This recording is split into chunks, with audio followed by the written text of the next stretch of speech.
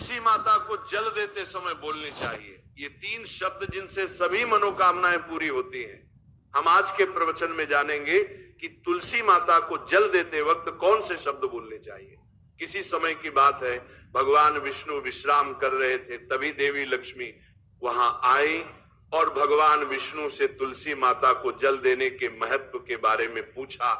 भगवान विष्णु ने उन्हें तुलसी माता को जल देने के महत्व को विस्तार से बताया। तब देवी लक्ष्मी ने कहा, हे स्वामी, आपने मुझे तुलसी माता के महत्व के बारे में बताया, लेकिन अब मैं ये जानना चाहती हूँ कि तुलसी माता को जल कैसे देना चाहिए, उनकी सेवा की सबसे श्रेष्ठ विधि क्या है और जल देते समय कौन सा मंत्र बोलना चाहिए। भगवान विष्णु ने उत्तर दिया, प्रिया देवी, जैसा कि मैंने तुम्हें तुलसी माता के महत्व के बारे में बताया, उसी प्रकार तुलसी माता को जल देते समय बोला जाने वाला मंत्र भी बहुत महत्वपूर्ण है। ये मंत्र 3 शब्दों का है, लेकिन इसका प्रभाव अत्यंत शुभ और कल्याणकारी है। जो भी रोज तुलसी माता को जल देते समय इन 3 शब्दों का उच्चारण करेगा, उसके घर में मां लक्ष्मी का वास होगा, उसकी दरिद्रता समाप्त हो जाएगी और उसे अपार धन धान्य की प्राप्ति होगी। मंत्र के महत्व को बताते हुए भगवान विष्णु ने कहा, इस मंत्र का महत्व सुनने से ही मनुष्य के सभी पाप नष्ट हो जाते हैं। उसे हजारों वर्षों तक तुलसी माता को जल देने के पुण्य का फल मिलता है। फिर भगवान विष्णु ने देवी लक्ष्मी को एक कथा सुनाई। उन्होंने कहा, दक्षिण दिशा में यम नगरी नामक एक नगर था, जहां रमेश नामक एक ब्राह्मण रहता था। वह अत्यंत पापी और गलत कामों में लिप्त व्यक्ति था। जन्म से ब्राह्मण होते हुए भी वह धार्मिक कार्यों से दूर रहता था। न वह पूजा करता, न ध्यान, न जप और न ही किसी का सत्कार करता। वह मदिरापान और मांसाहार भी करता था और हमेशा अनैतिक कार्यों में व्यस्त रहता था। और वह ब्राह्मण दिन में खेत में काम करके पत्ते बेचकर अपनी जीविका चलाता था और रात में वेश्याओं के पास जाता था। इस प्रकार उसने अनेक वर्षों तक अपना जीवन इसी पापपूर्ण तरीके से बिताया।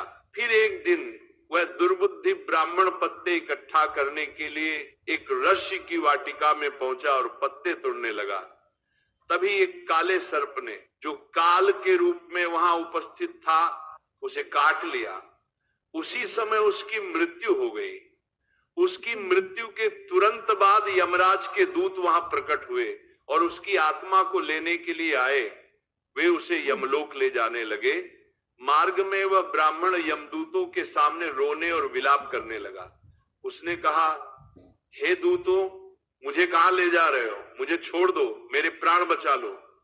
लेकिन यमदूत बोले, अरे पापी ब्राह्मण, तेरे दुष्कर्मों के कारण तुझे यह दंड मिला है। अब यमराज तुझे घोर नरक में डालेंगे। यमलोक पहुंचने पर चित्रगुप्त ने उस ब्राह्मण का पूरा लेखा जोखा प्रस्तुत किया। उन्होंने कहा, हे धर्मराज, इस ब्राह्मण ने अपने पूरे जीवन में केवल पाप किए हैं, इसने कभी कोई पुण्य कार्य नहीं किया। धर्मराज ने दूतों से कहा, हे दूतों, इस घोर पापी ब्राह्मण को नरक में डाल दो, इसे अपने कर्मों का फल भोगना होगा। यमदूत उसे ब्राह्मण को नरक में ले गए और उसे भयंकर अग्नि में धकेल दिया। वह कई वर्षों तक नरक की यातनाएं सहता रहा। इसके बाद उसे अगले जन्म में बैल के रूप में जन्म मिला। बैल का शरीर पाकर उसने भारी बोझ उठाने का कार्य किया। उसका मालिक उससे दिन रात काम करवाता था। जब उसकी शक्ति समाप्त होने लगी तो मालिक ने उसे एक लंगड़े आदमी को बेच दिया। वह लंगड़ा आदमी उस बैल का उपयोग अपने बोझ उठाने के लिए करता था। बैल ने 8 वर्षों तक उसकी सेवा की। फिर एक दिन वह बैल लंगड़े आदमी को लेकर एक ऊंचे पर्वत पर चढ़ा। अधिक परिश्रम और थकान के कारण वह बैल मूर्छित होकर गिर पड़ा और अंतिम सांसें लेने लगा। वहां खड़े लोगों को उस बैल पर दया आ गई। उन्होंने उसके मुख में पानी डालने का प्रयास किया। उसी भीम में एक पुण्यात्मा व्यक्ति भी था। उसने अपने पुण्य का थोड़ा भाग उस बैल को दे दिया। इसे देखकर अन्य लोगों ने भी अपने अपने पुण्य उसे देना शुरू कर दिया। उसी भीम में एक वेश्या भी खजी थी। सभी अपना पुण्य उस बैल को देकर उसका उद्धार करने का प्रयास कर रहे थे। ये देखकर उस वेश्या ने भी अपना पुण्य उस बैल को दे दिया। कुछ देर बाद उस बैल की मृत्यु हो गई। फिर उस स्थान पर यमदूत आए और उस बैल के शरीर से उस ब्राह्मण की आत्मा को निकालकर यमलोक ले गए। यमलोक पहुंचने पर उसे यमदेव के सामने प्रस्तुत किया गया। चित्रगुप्त ने जब उसका लेखा जोखा देखा तो वे चकित रह गए। वेश्या के द्वारा दिए गए पुण्य के कारण उसके सभी जन्मों के पाप नष्ट हो चुके थे। यमदेव ने कहा, हे ब्राह्मण, उस वेश्या ने तुझे अपना पुण्य देकर तुझ पर बड़ा उपकार किया है। उसी के पुण्य के प्रभाव से तुम्हारे सभी पाप नष्ट हो गए हैं, इसीलिए अब तुम्हें फिर से मनुष्य जन्म प्राप्त होगा। इस प्रकार वह ब्राह्मण पृथ्वी पर एक उत्तम ब्राह्मण कुल में जन्म लेता है। उस महापुण्य के प्रभाव से उसे अपने पूर्व जन्म की सारी बातें याद आने लगती है। जब वो बड़ा होता है तो उसे यह ध्यान आता है कि पिछले जन्म में जब वो बैल था तब एक वेश्या ने उसे अपना पुण्य दिया था। उसके मन में उस वेश्या के बारे में जानने की उत्सुकता जागती है। वह वेश्या का पता लगाकर उसके नगर में पहुंचता है। वहां वह वेश्या जो अब बूढ़ी हो चुकी थी उसे मिल जाती है। वह ब्राह्मण उसके सामने जाकर बार बार प्रणाम करता है और धन्यवाद देने लगता है। वेश्या उससे पूछती है, हे ब्राह्मण श्रेष्ठ, आप कौन हैं और किस कारण मुझे धन्यवाद दे रहे हैं?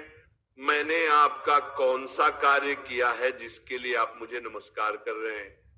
तब ब्राह्मण कहता है, हे मां, मैं वही बैल हूं जिसे तुमने अपना पुण्य देकर जीवन दान दिया था। अपने पाप कर्मों के कारण मुझे पिछले जन्म में बैल बनना पड़ा। उस पर्वत पर जब मैं अंतिम सांसें ले रहा था तब तुमने अपना पुण्य मुझे दे दिया था।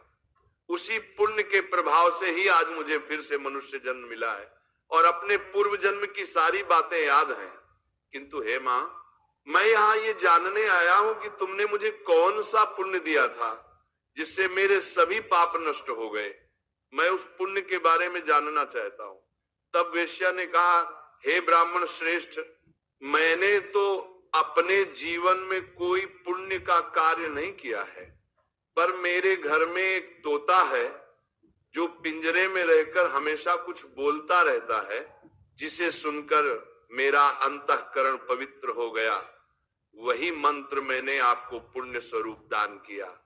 फिर वो वैश्य और ब्राह्मण उस तोते के पास गए और उससे पूछने लगे, हे शुक, तुम कौन सा मंत्र बोलते हो जिससे हमारे जीवन का उद्धार हुआ?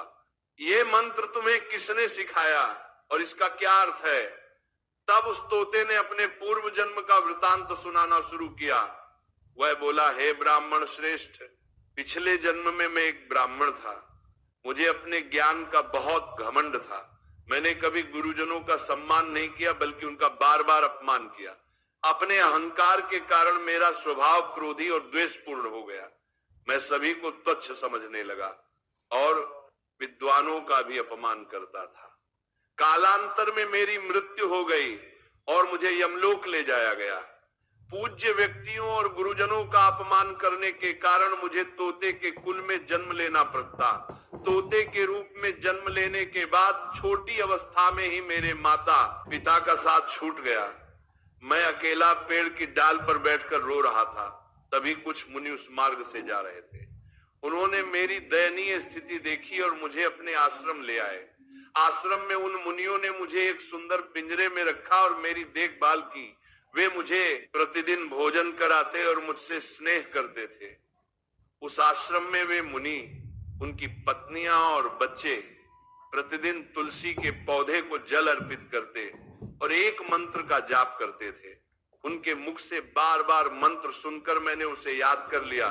तब से मैं उसी मंत्र का जप करता हूं।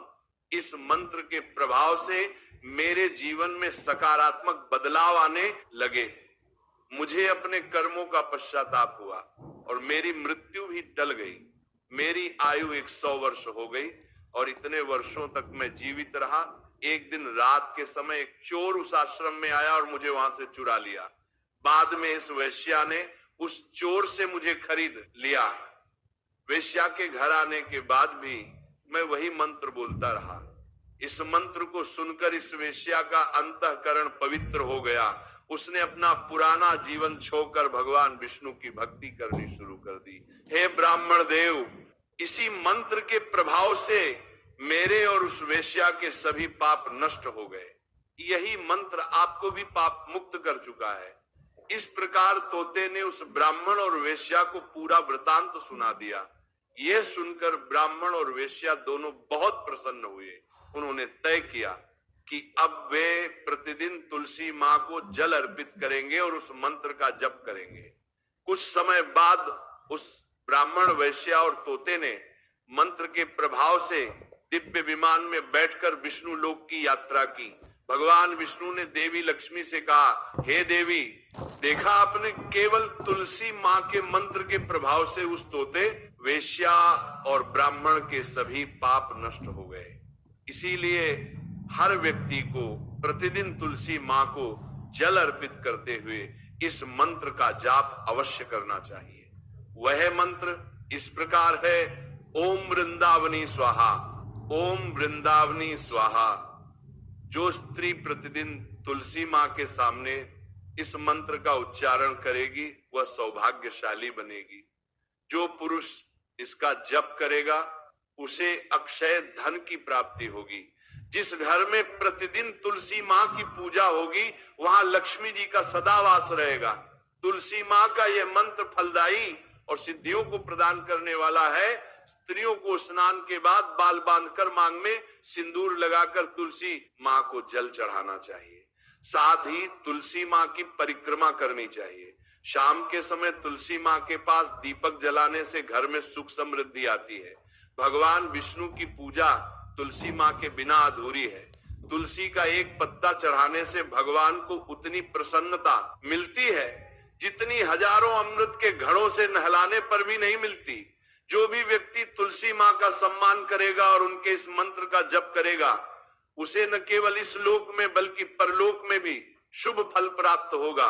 ऐसा फल तुलसी मां के पत्तों के दान से मिलता है। जो मृत्यु के समय अपने मुख में तुलसी के पत्तों का जल ग्रहण करता है, ऐसा व्यक्ति अपने सभी पापों से मुक्त होकर भगवान विष्णु के धाम जाता है।